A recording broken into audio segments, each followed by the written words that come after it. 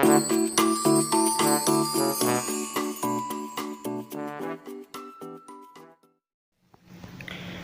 दोस्तों, आपका स्वागत है गौरव एडुकेटर चैनल में। और दोस्तों, हम आज का टॉपिक हमारा होने वाला है गांधीवाद क्या है।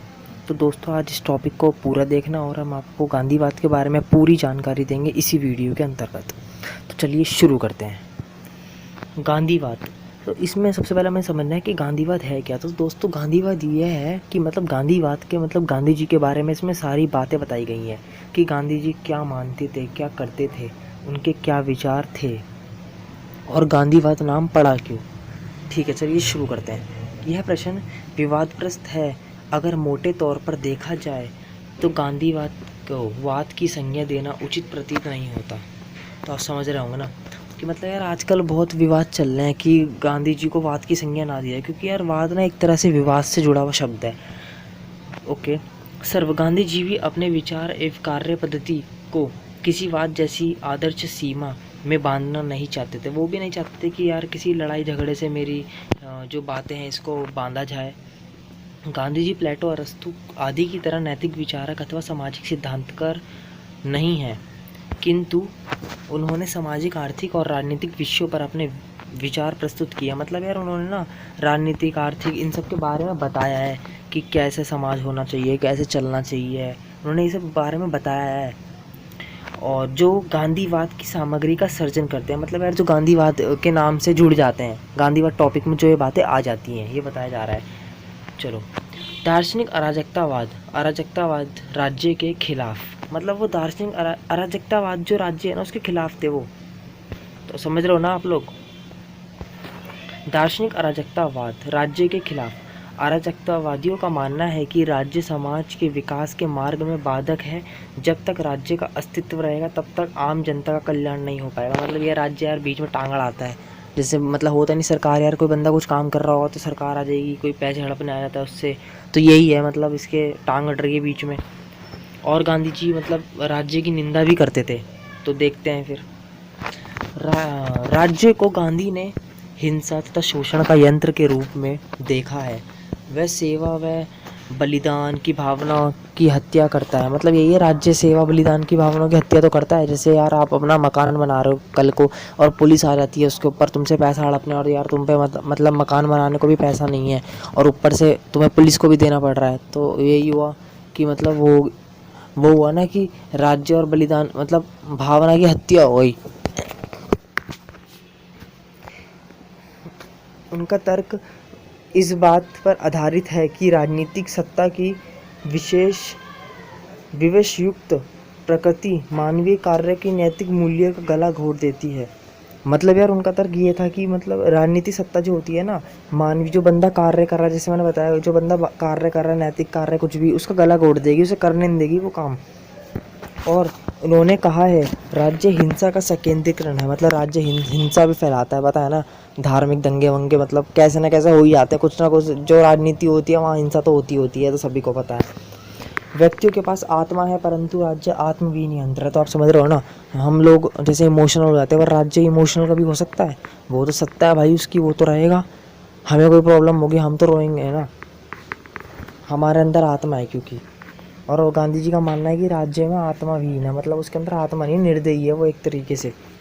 उन्होंने पूर्ण कहा है, मैं राज्य की शक्ति में हर वृद्धि को अत्यधिक भय के भाव से देखता हूँ, लेकिन आज की तारीख में राज्यहीन समाज की कल्पना अनुचित है। हाँ, तो लेकिन वो गांधी जी ने ये भी कहा है कि मतलब जो राज्य में जो भी वृद्धि हो रही है उससे उन्हें डर लगता है यार कुछ मतलब गलत ना हो जाए अपने देश में। लेकिन आजकल के टाइम पे तो यार राज्य के बिना यार देश चलना संभव भी नहीं है, आपको पता ही है ना। कोई किसी की कुछ कर देगा, किसी का कुछ कर देगा, ज़मीन हड़प लेगा किसी के घर की। जो बड़े लोग होते हैं, सेठ लोग होते हैं, गरीबों की ज़मीन हड़प लेंगे। जो राज्य है तो उनकी सुरक्षा भी कर रही है, रजिस्ट्री होती है मकानों की, सब होता है आजकल, तो आप देख रहे हैं सब। संसदीय प्रजातंत्र का खंडन, तो गांधी जी संसद को भी बहुत बुरा मानते थे। मतलब संसद उन्हें पसंद ही नहीं थी, वो संसद को बातूनी दुकान बताते हैं। गांधी जी के अनुसार बहुमत का शासन तो उचित है, बहुमत है, सॉरी थोड़ा गलत हो गया, बहुमत का शासन तो उचित है, परंतु उसका उद्देश्य प्रशासन होना चाहिए। मतलब उसका उद्देश्य ना प्रशासन होना चाहिए, ये नहीं शासन कर लिया, राजा बन के रहो, सेठ बन के, लोगों की बातें भी सुननी चाहिए उसके अंदर। बहुमत के शासन में अल्पमतों के हितों का भी ध्यान रखना चाहिए। मताधिकारों पर दिया गांधी जी का विचार अरस्तुवादी है। मतलब वो कहते हैं कि ना यार जो गरीब लोग हैं, शोषण वर्ग के लोग हैं, उनका ध्यान रखना चाहिए, उनको, प्रशासन के लोगों को। और अप्रजातांत्रिक है। संसदीय प्रजातंत्र की व्यवस्था को गांधी ने अस्वीकार किया है। मतलब वो चाहते थे कि संसद हो ही ना, मतलब संसद पसंद नहीं थी। मैंने आपको बताया जैसे पहले भी, उन्होंने संसद को बांझ महिला बताकर उसकी निंदा करी है। कलाइकल की तरह उन्होंने इसे बातूनी दुकान बताया। याद रखना, कलाइकल एक राइटर थे, उन्होंने भी इसको बातूनी दुकान बता रखा संसद को, अथवा स्वार्थियों व पाखंडियों से भरी संस्था बताया है। समझ रहे हो, यह ऐसा संगठन है जिसने अपनी ओर से कई लाभजनक कार्य नहीं किए हैं तथा यह सदा असमंजस्य व असमंजस्य से पीड़ित है, मतलब अविश्वास से पीड़ित है, इन सब चीज़ों से। और गांधी जी का एक मेन टॉपिक है सबसे बड़ा, गांधी जी इसे बहुत फॉलो करते थे, अहिंसा को। गांधी जी की अहिंसा की धारणा की महत्वपूर्ण विशेषता को इस प्रकार प्रस्तुत किया जाता है। तो देखिए पॉइंट है, पेपर में जरूर लिख कर आना है, बहुत इजी पॉइंट है। अहिंसा का अर्थ है दूसरों को हानि अथवा चोट ना पहुंचाना, परंतु व्यापक अर्थों में इसकी निहितार्थ है बुरा काम करने से बचने की बजाय दूसरों का भला करने का सकारात्मक भावना होना। इसका लक्ष्य है शत्रु से प्रेम करना तथा शत्रु पर बलपूर्वक अपनी इच्छा थोपने के स्थान पर उसे प्रेम से जीतना। मतलब ये है कि यार कोई भी दुश्मन है तुम्हारा, यार उस पर ये नहीं उससे बदला लो, तुम उसे मार दो। मतलब कोई होता है ना जैसे दुश्मन से बदला लेने के उसको मार देते हैं, लेकिन गांधी जी कहते हैं यार ऐसा बदला मतलब उसको प्रेम से जीतो यार, मतलब उसको ऐसे भावनाओं से जीतो यार, वो अपनी गलती खुद ही महसूस कर ले। आप समझ रहे हो ना, एक गाल पे चांटा पड़े, दूसरा गाल आगे कर दो तो दूसरा बंदा यही समझेगा कि यार, मतलब वो उसको अपनी बेइज्जती फील होगी। लेकिन आजकल के टाइम पे यार संभव नहीं है, आपको ही पता है। सेकंड पॉइंट पे, मानव को सामान्यतः हिंसा करने से बचना चाहिए, किंतु कभी ऐसी स्थिति हो सकती है जिसमें हिंसा करना अहिंसा के पालन करने की तरह हो सकता है। अपना जीवन व मन बचाने का हर व्यक्ति को अधिकार है। यदि कोई पागल व्यक्ति तलवार लेकर आपको मारने के पीछे पड़ जाए ना, और अगर आपने उसकी हत्या कर दी तो वह अहिंसा कहा जाएगा। ये गांधी जी के शब्द हैं, वो अहिंसा माना जाएगा, क्योंकि वो तो पागल है, तुम्हें मार रहा है तो तुम्हें बचना है ना। अब उसको प्रेम से थोड़ी नहीं तो ए भाई मुझे मारो मत, ऐसे करोगे तो यार तुम्हें ही मार देगा वो। तो इसलिए अगर तुमने उसकी हत्या कर दी तो वो अहिंसा मानी जाएगी। थर्ड पॉइंट, अहिंसा निर्बल का यंत्र नहीं सरबल का यंत्र है। मतलब कि यार अहिंसा हर कोई बंदा नहीं सह सकता, हर किसी को अहिंसा पसंद है, तो मतलब अहिंसा के लिए भी भाई दम होना चाहिए अंदर। और तलवार लेकर चलना कायरता का प्रतीक है, अहिंसा का पालन करना वीरता। समझ गए ना आप लोग, वीरता। तो अगला पॉइंट है हमारा, इसको समझने की कोशिश करते हैं। ये भी बहुत मेन पॉइंट है गांधी जी का, सत्याग्रह। ये भी बहुत अच्छे से फॉलो करते थे इसको। सत्याग्रह का शाब्दिक अर्थ होता है सत्य पर आग्रह, मतलब सच पर रहना। इस सत्याग्रह का प्रयोग अत्याचार के विरोध के लिए किया जाता है, असत्य को सत्य से जीतने के लिए तथा घृणा को प्रेम में बदलने के लिए इसका प्रयोग किया जाता है। गांधी जी को अनुसार सत्याग्रह व सुधार का माध्यम या तरीका है जिससे हर प्रकार के सुधार किए जा सकते हैं। समझ गए ना, मतलब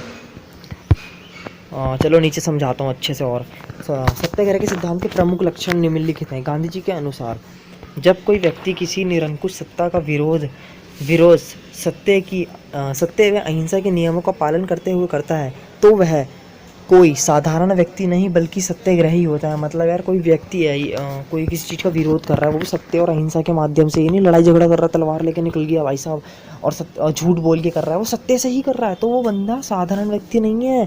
उसे भाई किसी चीज़ का डर भी नहीं है, वो अपने कायदे कानूनों से उसका विरोध कर रहा है, तो वो बंदा सत्याग्रही है। सत्याग्रही शक्तिशाली का अस्त्र है, निर्बल का नहीं। समझ गए ना, कायरता के लिए इसमें कोई स्थान नहीं है तथा कायरता व हिंसा में से एक को चुनना पड़े। मतलब गांधी जी कहते हैं ना, अगर उसे कायरता और हिंसा में से किसी को चुनना पड़े ना तो वो हिंसा को ले लेंगे, क्योंकि गांधी जी हिंसा को पसंद करेंगे, क्योंकि हिंसा का प्रयोग कायरता की स्थिति को हटा देता है। मतलब आपको समझ रहे हो, पहले समझाया था मैंने आपको कि कोई पागल व्यक्ति तलवार लेके पीछे पड़ जाए तो क्या करना है, उसको मार देना है, तो इसमें हिंसा कहलाई ना, तो वो हिंसा को पसंद करते हैं, कायरता को नहीं। मतलब डरपोक नहीं बनना उन्हें।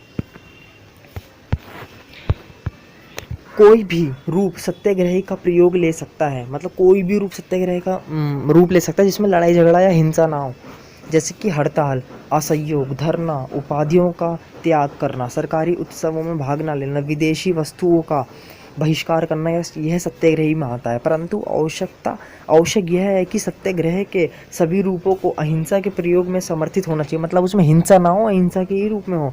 ओके, समझ में आ रहा है? Got it bro. और लास्ट टॉपिक है स्वदेशी।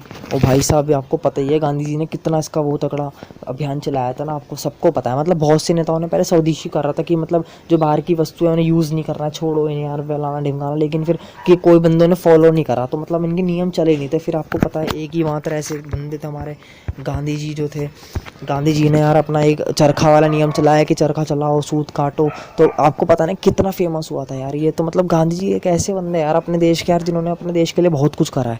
तो यार मतलब वीडियो पसंद आया तो यार लाइक करना, और यार ये टॉपिक सारे मैंने आपको कवर करवाए हैं, तो दोस्तों ये सभी चीज़ में काम आएंगे। BA honours political science programme 12वीं वालों के लिए भी, UPSC लेवल जो भी बंदा है। तो दोस्तों अगर वीडियो पसंद आई तो लाइक करना और घंटा दबाना ना भूले यार, सब्सक्राइब करना भी ना भूले। बाय।